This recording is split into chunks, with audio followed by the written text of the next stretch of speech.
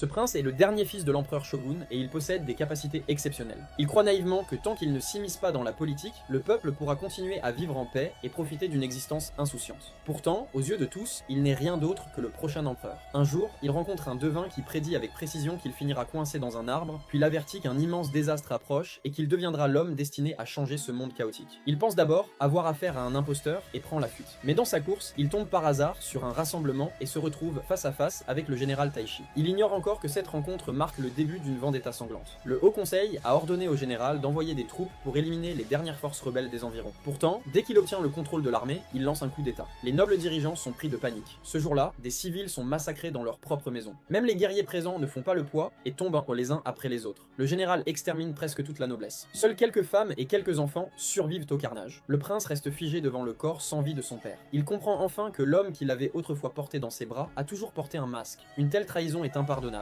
Autrefois, il acceptait l'idée de devenir empereur à une seule condition, que le peuple vive en paix et que la nation prospère. Mais désormais, tout a changé.